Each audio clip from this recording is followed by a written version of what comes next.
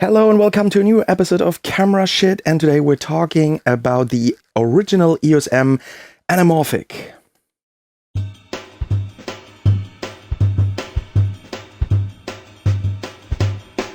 Hello guys, it's a long time no see thing. It's maybe ages ago since I uploaded a video on this channel because I was a little bit busy with my other YouTube channel called Robocoon TV. Maybe you want to check that out, but be careful.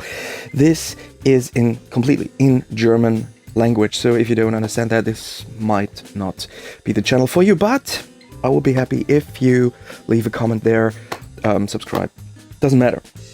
Okay, it's a long time ago I uploaded a video with my Canon Eos M, the original one, and the Moondog Lapse and the Moondog Lapse anamorphic adapter, and I did I think 2 videos with that one using the Panasonic GH2 and GH5.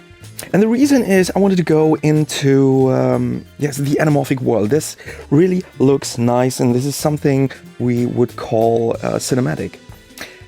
The problem is all that stuff is really expensive, except of one thing that appeared on the market is the Suray. I think the company is called Suray.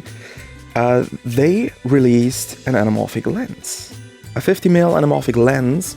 The problem is they made it for Micro Four Thirds, for Fuji X and Sony E mount. For some of you this is not a problem, but I think that, well, I have a GH5 lying around somewhere there. I have a GH2, both are Micro Four Thirds, so obviously I should go and get the Micro Four Thirds version. But the problem is Micro Four Thirds really that future-proof?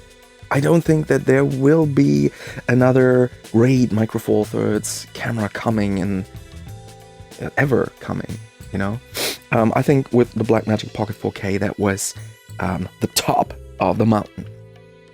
Okay, so which one should you buy? If you're a Sony user, so no problem. But if you are an EOS M user, you maybe have EOS M50 or something like that, those are great cameras, then you have no chance to adapt it. Why didn't they make an EF version? You can put EF on almost every camera. But okay, but this is a very, very interesting thing. They have started some sort of a revolution that you can afford anamorphic stuff. It's a 1.33. I know it's not very popular, but yes, all the results I've seen, especially from D4 Darius, who used it on GH4, that looks very nice. But okay, I wanted to go into anamorphic stuff, so I got myself a Moondog Lapse anamorphic adapter. This one looks a little bit different than in the previous videos with the Micro Four Thirds cameras. The reason is I added this one here, or I bought this one. This is no official Moondog Lapse filter tray for, I think it's 52mm. Yes, 52mm, and that is very important. The reason I will show you in this video. So I also got a 52mm ND fader, variable ND filter. That's very, very helpful for that sort of shooting. So a lot of people ask me how I adapted that to this camera, and I also got a lot of question about. I also have an SLR Magic compact anamorphic, which I also put on the EOS M and the GH5, etc., etc. You can find some images on Instagram, Camera Shit Instagram. Check that out, please. And so there was a little request about that, how the image looks, etc., etc. But I promise I will first do a video with this 37mm Moondog Lapse anamorphic adapter on the EOS M. Okay, so I still have my EF adapter on it. So take that off for a while, secure that contacts. Next thing I have is this lens here. This is a C-mount lens. Newyi is the name of that brand, and it's a 35mm f1.6, and this is actually a not too shabby lens, especially for beginners. It has a declicked aperture. It's pretty small. That's a bit of a problem, I think. Declicked aperture. It's quite sharp. It's very good, and it costs, I think, around 30 to 40 euro, and you can choose the adapter you like. In this case, I have the EOS M, a C mount to EOS M. You simply screw that little sucker on. Looks good. Okay. Then, as usual, attach it to your camera. And then you have the Moondog lapse anamorphic adapter. This is made for smartphones, especially for cases that have a 37mm thread on it. So if you're not an iPhone user, they have models you can directly attach to your iPhone, and that works. But if you do not own an iPhone, you want to have a Moondog lapse anamorphic adapter, then there is this 37mm version. And this camera, this lens natively has a 37mm filtered thread, so it's very easy to attach it. And boom, then you only have to align that. And we're ready to shoot anamorphic with this camera and with this lens, and it works without vignetting. That is pretty cool. But I did some tests with it, so you can see some footage now. This is a video I uploaded on the other channel, Robokun TV, and I did some small kitchen format, but it was more to play around with that setup, how good it is. And as you can see, the image is not really sharp. The problem is you should not use anamorphic lenses wide open, except the Surrey, I think. This one is usable, this lens, so far, what I've heard. But in this case here, it is not the best thing.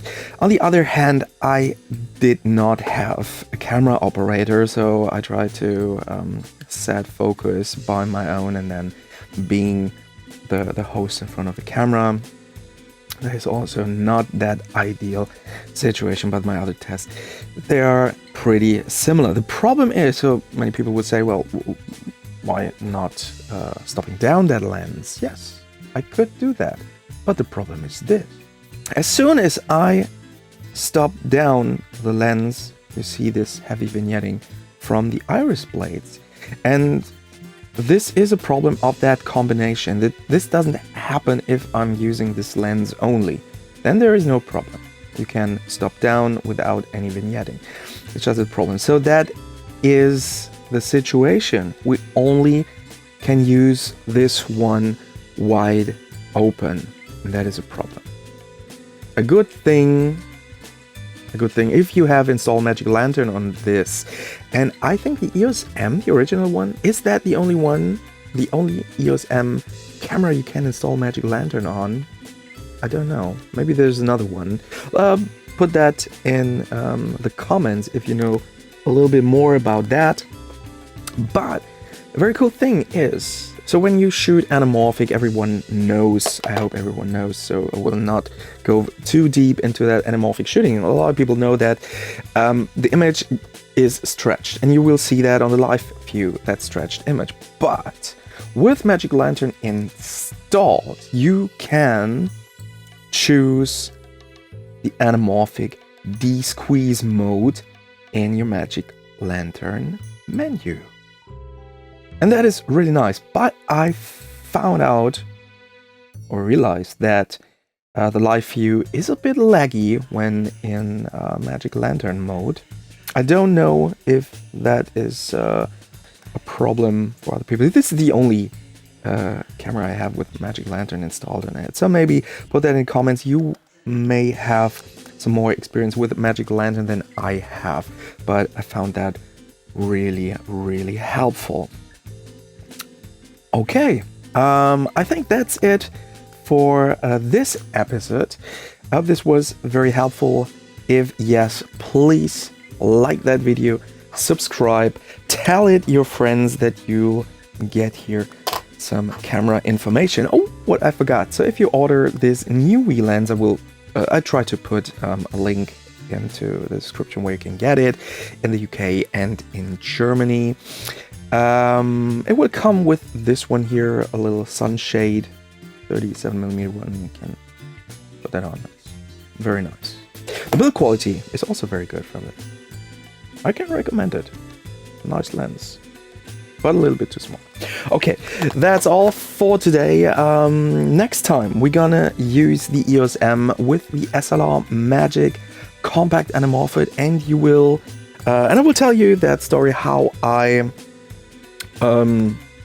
almost destroyed my SLR Magic. Or no, it has some sort of a self-destruction mode. I think yes. But this next time. Bye.